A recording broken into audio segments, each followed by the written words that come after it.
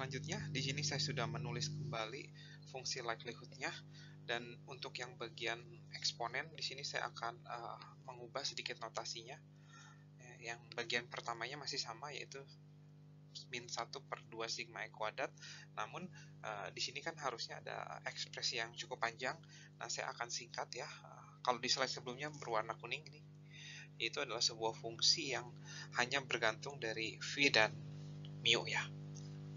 Dimana si S ini tuh adalah ini ya,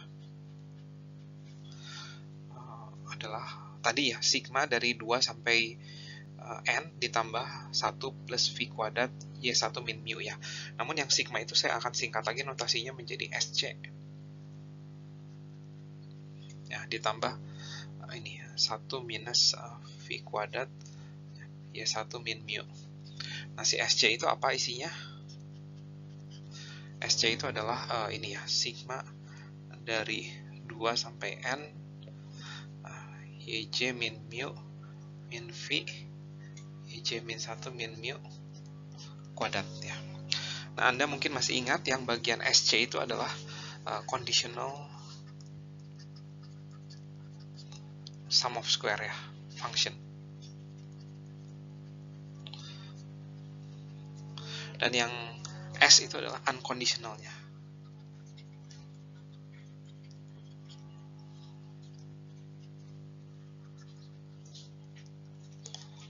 Function. Ya, jadi di sini ternyata ketika kita membuat fungsi likelihood-nya, kita tetap menemukan ekspresi yang pernah kita turunkan di metode least square ya, di metode kuadrat terkecil. Jadi kadang kita tidak melanjutkan fungsi likelihood-nya, kita hanya cukup melihat sum of square-nya itu. Jadi dalam mencari mu dan V agar fungsi likelihood-nya terbesar, ya berarti kita cukup mencari S, mencari V dan mu agar sum of square-nya terkecil. Ya, supaya L-nya itu makin besar, S-nya itu harus makin kecil ya. Karena kan ini eksponen negatif. Eksponen negatif itu supaya L-nya itu makin besar, maka yang di eksponen ini harus makin kecil. Karena ini negatif. Karena kalau S-nya itu kebesaran, maka eksponennya akan makin kecil. Ya, jadi semoga ini cukup jelas nih. Namun kalau kita ingin melanjutkan tetap ke fungsi likelihood-nya, kita masih bisa ya, kita harus melakukan apa yang disebut dengan log likelihood ya. Log likelihood itu fungsi likelihood-nya kita learn-kan ya, karena lebih mudah perhitungannya.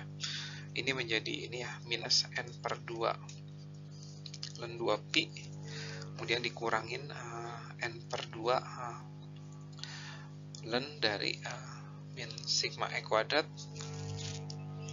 kemudian ditambah setengah ln dari 1 min V kuadrat, dan di sini menjadi min 1 per 2 sigma E kuadrat S V, mu. Dan jika kita ingin mencari sigma E kuadrat, V, dan mu agar L kecil ini makin besar, ya kita harus menurunkannya ya. Kita bisa mencari turunannya itu terhadap sigma E kuadrat, kemudian kita bisa cari turunannya terhadap V, kita cari turunannya terhadap mu ya, kita sama dengan 0, dan kita akan mendapatkan estimator untuk ketiga parameter ini, yaitu sigma E kuadrat, V, dan mu ya. Nah, khusus untuk yang sigma E kuadrat, di sini saya akan turunkan sigma E kuadrat ya, sigma E kuadrat ya, saya turunkan terhadap sigma E kuadrat.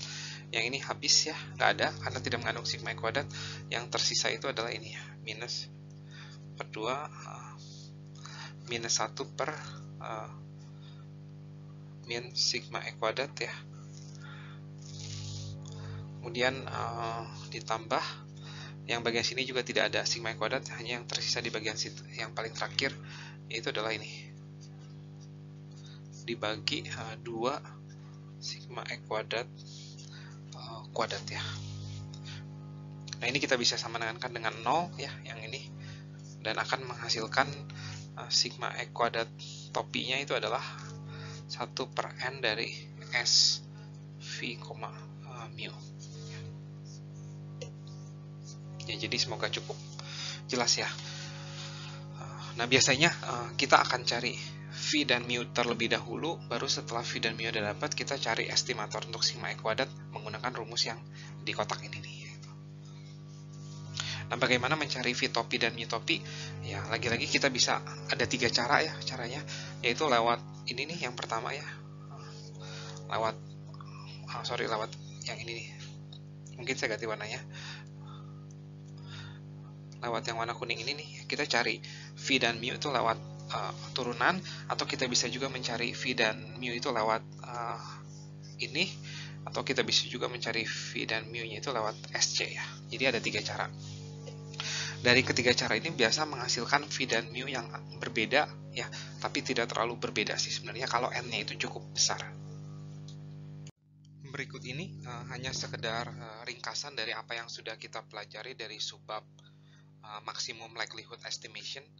Nah, jadi di sini kita akan ada 3 cara ya untuk mengestimasi V topi dan mu topi ya. Nah, kita bisa mengestimasi V topi dan mu topi dengan mencari V topi dan mu topi agar conditional sum of square-nya itu maksimum ya. Atau kita juga bisa mencari V topi dan mu topi agar unconditional sum of square-nya itu maksimum. Dan yang terakhir kita bisa mencari V topi minimum, ya ini. Mencari ini yang minimum. Ini juga minimum. Dan atau kita bisa mencari V topi dan mu topi agar fungsi likelihood-nya maksimum ya dalam hal ini. Walaupun sebenarnya ini ada parameter yang lain ya di fungsi likelihood, yaitu adalah sigma E kuadrat.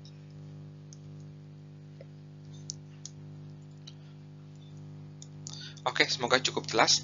Nah, jika kita sudah mendapatkan V topi dan mu topi, kita bisa mencari sigma E kuadrat topi ya, sigma E kuadrat dengan menggunakan rumus atau formula ini ya. Seperti yang sudah diturunkan di slide sebelumnya ya. Namun di banyak kasus kadang kita tidak menggunakan rumus ini, kadang kita menggunakan 1/n min k ya, agar estimatornya itu tak menjadi estimator yang tak bias ya, dimana k itu adalah jumlah parameter yang mau kita estimasi. Dalam hal ini ada 2 ya, berarti ini k-nya itu sama dengan 2 ya, seperti ini ya. Namun lagi-lagi ketika n itu cukup besar, ketiga cara ini nih ya, dan